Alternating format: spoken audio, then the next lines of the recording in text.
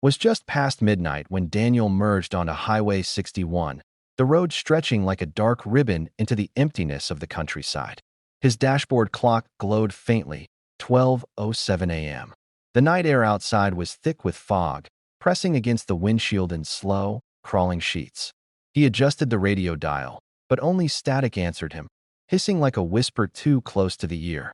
Daniel told himself he was fine, that he had made this drive before, but there was something in the way the fog hugged the edges of the asphalt that made the night feel wrong. Miles passed, and not a single pair of headlights approached from the opposite direction. The emptiness struck him as unnatural. This highway was never busy at night, but it wasn't this abandoned. He leaned back in his seat, fingers tapping the wheel, reminding himself that all he had to do was reach his brother's cabin 2 towns over. It should have been a 2-hour drive at most. The fuel gauge hovered just above half, more than enough to make it there. Yet, as Daniel checked his mirrors, he realized he hadn't seen another car behind him for nearly 30 minutes either. The road was his, and his alone. The sound of his tires against the pavement became unbearably loud. Every squeak of the suspension and hum of the engine echoed through the cabin as if amplified. The fog swelled, thickening, blurring the faded white lines until they nearly disappeared. He leaned forward, squinting, slowing to a crawl. For the first time, the thought crossed his mind that maybe he had made a wrong turn. But no, there was only one way onto this stretch of Highway 61, and he'd been here countless times before. The unease didn't come from being lost. It came from the feeling that something had changed. Then, in the distance, a figure appeared. At first, Daniel thought it was a trick of the mist, a dark smudge in his headlights. But the closer he got, the clearer it became. A man, standing on the side of the road, facing away, his head tilted unnaturally toward the tree-line. Daniel's grip tightened on the wheel. His instinct screamed at him to drive past without slowing down, but curiosity, that dangerous itch, gnawed at his nerves. He eased off the gas. The figure didn't move, didn't react to the approaching hum of the car. For a moment, Daniel considered rolling down the window, but the words caught in his throat before they could form. But as he passed, he finally saw the man's face, or rather, the lack of it. Pale skin stretched smooth where eyes, nose, and mouth should have been, like wet clay pressed flat. Daniel's stomach lurched as the car jerked forward, his foot slamming the gas pedal. His headlights carved through the fog, leaving the faceless figure swallowed in darkness behind him. The road was empty once more, but the silence in the car felt suffocating. Daniel couldn't shake the sensation that the highway wasn't empty at all anymore, that something had decided to follow him. Daniel tried to steady his breathing, but his eyes betrayed him, flicking again and again to the rearview mirror. The glass reflected only a deep black void, darker than it should have been, as though the fog had devoured the light behind him. That emptiness gnawed at him more than the memory of the faceless figure. It felt alive. He gripped the steering wheel tighter, reminding himself to keep his focus on the road. But then he heard it, tap, tap, tap, a soft, deliberate sound rising from the back of the car. His chest tightened. At first, he tried to explain it away. Maybe a branch lodged under the frame, but the rhythm was too purposeful, like fingertips pressing against metal. A flicker of motion made him glance at the mirror again. His heart skipped a beat. For less than a second, a pale shape sat upright in the back seat, like someone had been crouched in the shadows all along. He nearly veered off the road, his pulse hammering in his ears. The locks had been secure when he left. He knew they had, but that didn't matter now. Every instinct screamed not to stop, not to check, not to acknowledge it. He forced his gaze forward, sweat beating down his temples. The sound in the trunk grew harsher, evolving into pounding, as if fists were beating to escape. Up ahead, a green highway sign broke the monotony of fog. Exit 6, Black Hollow Road. Daniel's stomach sank. There was no Black Hollow Road. He'd memorized this drive years ago. Yet the off-ramp appeared, wide and waiting, almost inviting him to turn. His hands betrayed him, twitching on the wheel as the pounding in the trunk became frantic. No, he rasped, jerking the car back toward the center of the lane, refusing the exit. And then, silence. The pounding stopped, leaving the night too still, too empty. He didn't dare look back again, but he felt it, something seated in the shadows behind him, watching, waiting. Daniel kept driving, his eyes locked on the endless ribbon of asphalt, but the silence inside the car pressed down on him until it was unbearable. The fog seemed to thicken in deliberate response, curling against the windows like living smoke. He stole a glance at the fuel gauge. Still safe, still more than enough, but that wasn't the point anymore. He had the sickening sense that the highway itself was stretching, lengthening far beyond what it should be. He should have reached a landmark by now, a gas station, a familiar turnoff.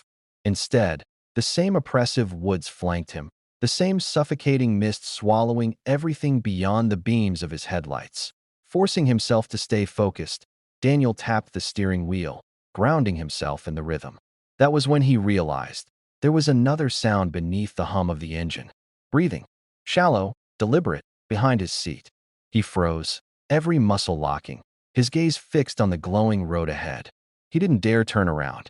His throat dried as the breathing grew louder, wet and ragged, almost synchronized with his own. It was close enough now that he swore he felt warmth brushing against the back of his neck. He clutched the wheel, whispering, "Don't look. Don't look." The highway twisted unexpectedly, curving left. Daniel slowed, his tires crunching over gravel as the road narrowed into a side lane he hadn't chosen. His heart leapt as the green reflective sign flashed in the mist again, Black Hollow Road. He hadn't taken the exit, but somehow he was on it. The forest loomed tighter here, trees bending unnaturally close, their branches clawing at the air above like skeletal fingers. The headlights illuminated only a few feet ahead, but that was enough to see that the pavement had grown cracked and broken, lined with weeds that clawed up from the earth. It was no highway. It was a trap that a sound erupted from the back seat, a low, rasping chuckle. Not loud, not fully formed, but enough to shatter the fragile barrier of Daniel's sanity. His body jerked forward, as though trying to outrun the sound itself. His foot slammed on the accelerator, the car tearing down the broken road, rattling with each bump. The laughter faded, replaced by silence, but Daniel knew it hadn't gone. It was still there, waiting. His only thought now was simple and raw. Get off this road before it swallowed him whole.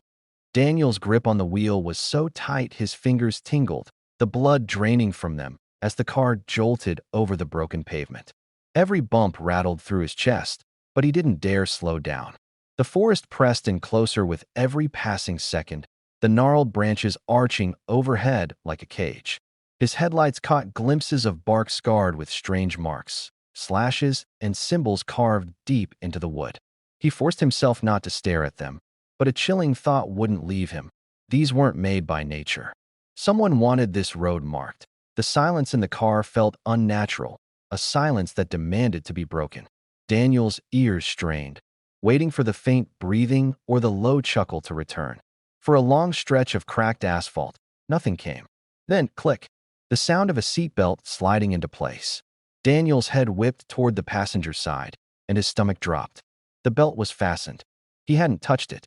Slowly, almost against his will, his eyes trailed up to the seat itself.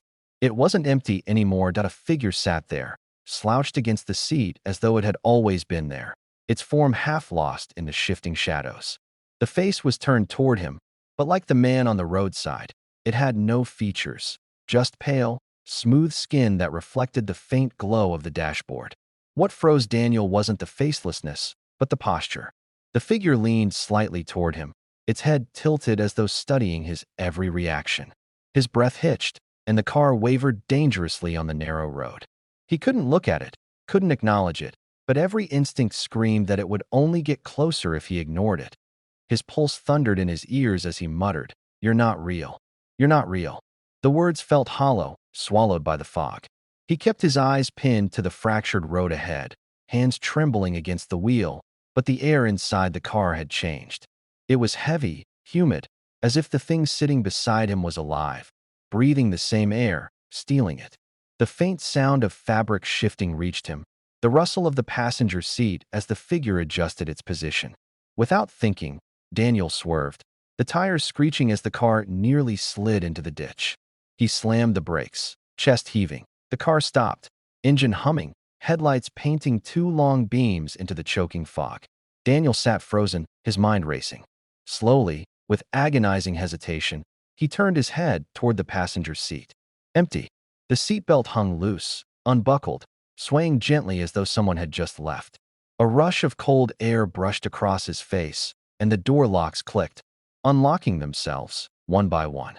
Daniel's pulse thundered as the locks clicked open, one by one, like invisible fingers teasing him.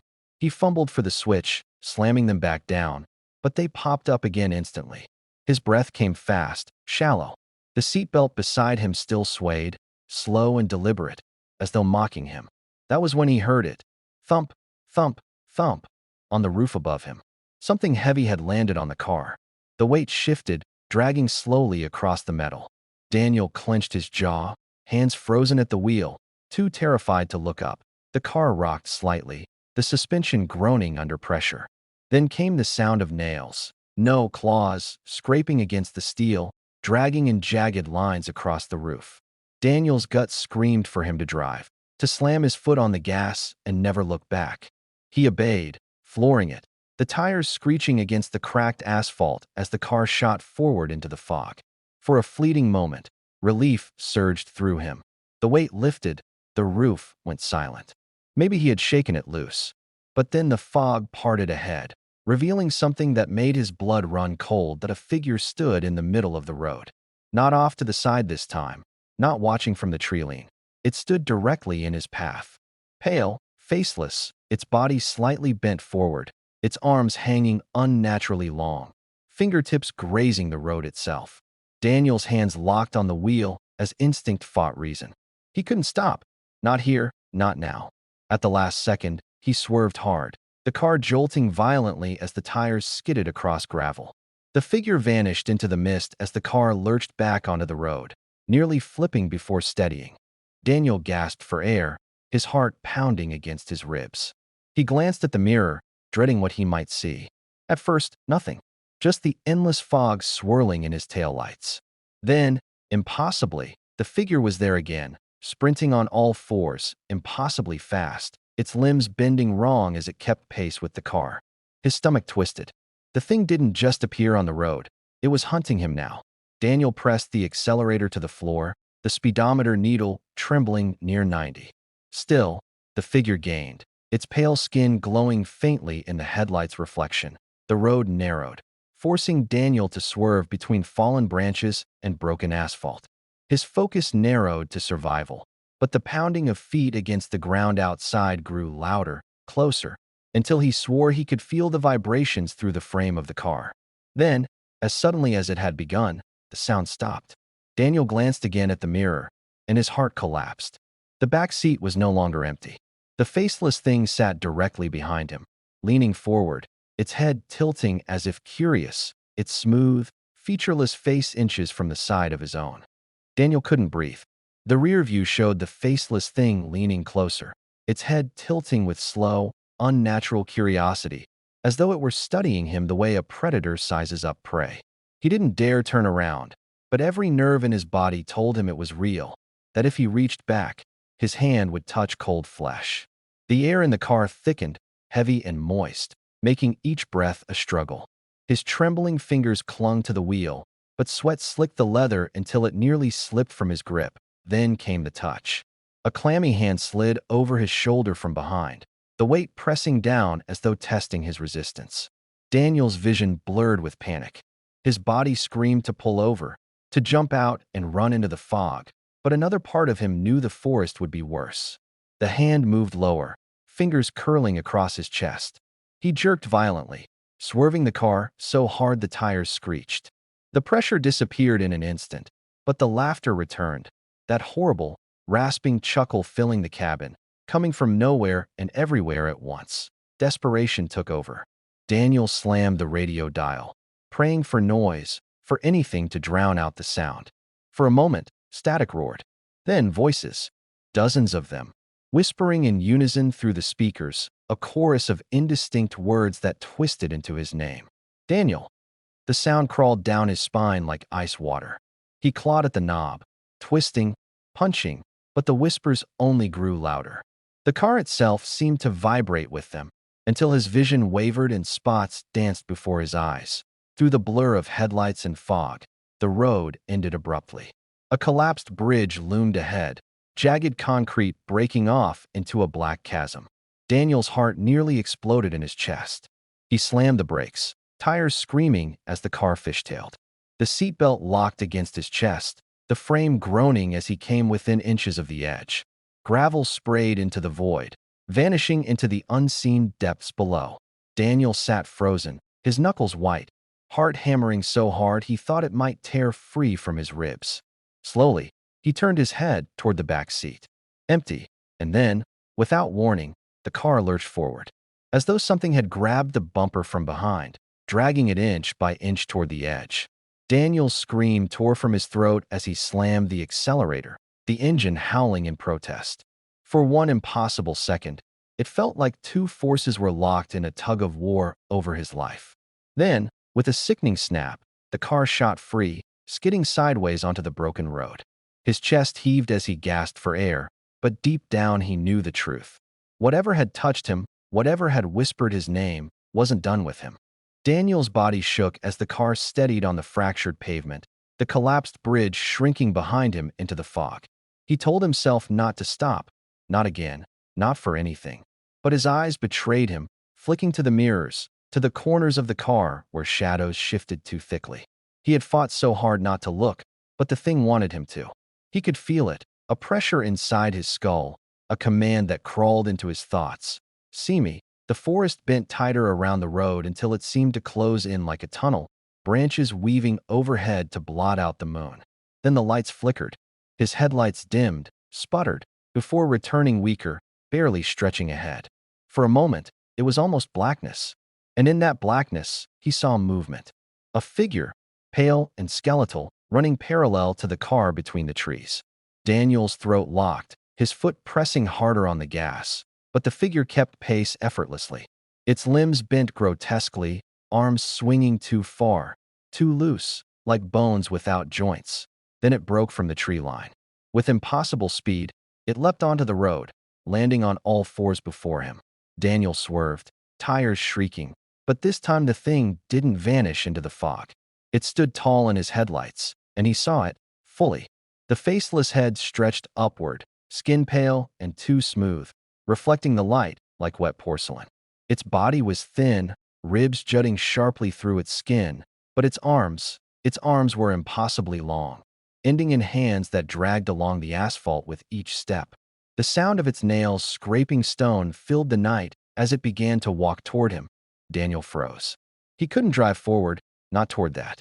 His chest heaved, every muscle screaming to flee, but his body felt locked in place. The figure tilted its head, as if curious, then slowly raised one of its long hands. Not in threat, not yet, just in a gesture, a beckoning. Its fingers curled slowly toward itself, inviting him closer. For a horrifying moment, Daniel realized the truth. This wasn't about scaring him off the road. It was leading him somewhere. Daniel's chest heaved as the faceless thing raised its hand, beckoning him forward like a conductor pulling him into some nightmarish orchestra. He shook his head violently, muttering, "No, no, I'm not playing this." His trembling foot slammed the accelerator, and the car roared forward. For a second, he thought the impact would crush it, that he'd simply mow the thing down and keep going. But when his headlights cut through the fog, the road ahead was empty. The figure had vanished as a sudden slam rocked the car from behind. Daniel lurched forward against the wheel as though something massive had collided with the trunk. He corrected the skid, knuckles white, and checked the mirror. Nothing. Then the roof dented inward with a sharp metallic groan. It was on top of the car. Nails screeched against metal, peeling the paint as the creature dragged itself toward the windshield. Panic overtook him. With a guttural yell, Daniel jerked the wheel side to side, the tires squealing as the car swerved violently. The weight above shifted, slid, then slammed against the passenger side with a bone-rattling thud. Through the corner of his eye, he saw it clinging to the side window, its elongated fingers spread wide, suctioning against the glass. Its smooth, faceless head pressed close, so near he could see faint cracks in its porcelain-like skin, like fractures in a mask. Daniel screamed and swung wildly with his fist, punching the glass between them. The window shuddered but didn't break. The creature tilted its head in eerie mimicry, then pounded its own hand against the glass in response.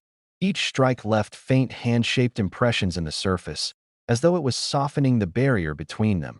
Desperation boiled over. Daniel fumbled under the seat, fingers brushing the cold steel of the tire iron he always kept there. With a savage yell, he swung it at the window. The glass spiderwebbed instantly, shards scattering across his lap. Wind roared into the cabin, carrying the stench of rot and damp earth. The creature lunged inside, its arms snaking through the gap. Daniel swung again, the tire iron connecting with a sickening crunch against bone, or something like bone. The thing recoiled, vanishing back into the fog, but the impact echoed through his arm, leaving it numb. For the first time since the nightmare began, Daniel had struck back. He sat gasping, clutching the tire iron, glass glittering across his lap. The night fell still again, but it wasn't relief, it was silence before a storm. Deep in the fog behind him, something screeched. Not human, not animal, something else entirely. And it was closing in fast. Daniel's hands were slick with blood from the shattered glass, his knuckles raw as he clutched the tire iron. His pulse thundered so violently it felt like his whole body was vibrating. The screech in the fog grew louder, sharper, until it seemed to rattle the very frame of the car. He slammed the accelerator down. The tires screamed, and the vehicle shot forward, bouncing over cracks and debris. In the mirror, faint shapes emerged, more than one.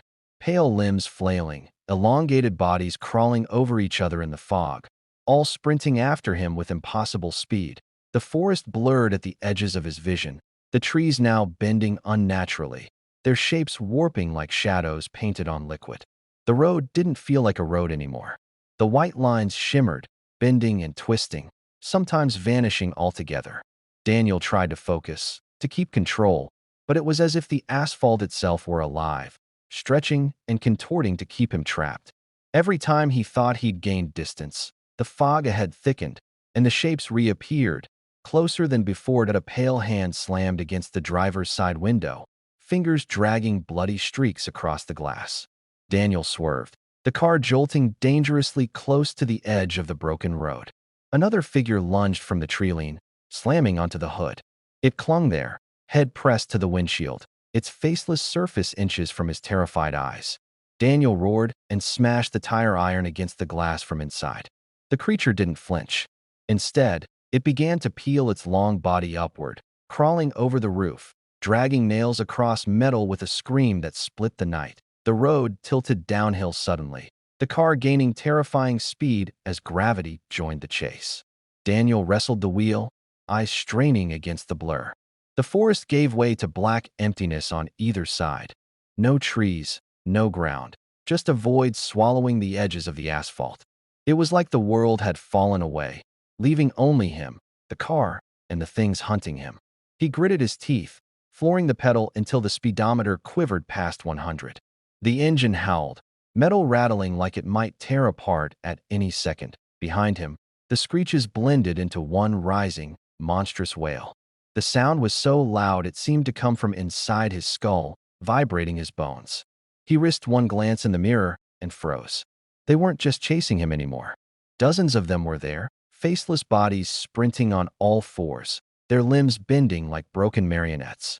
And at the center of them, rising taller than the rest, was something far worse. Daniel's engine screamed as he barreled down the fractured asphalt, the faceless things swarming behind him, beside him, above him.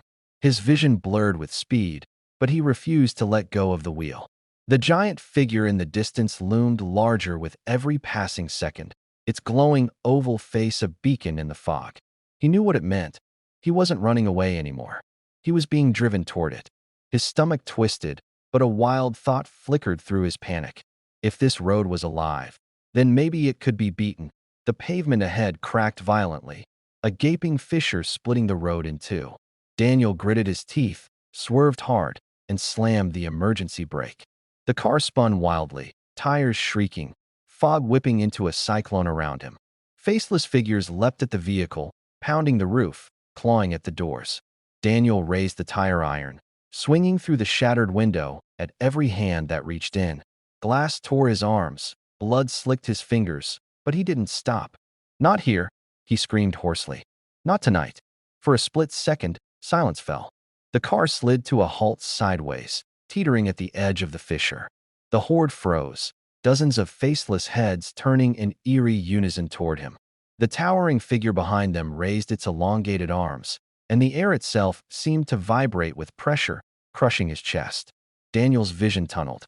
He had one choice left: go forward into their arms, or throw himself into the unknown. With a guttural roar, he slammed the accelerator.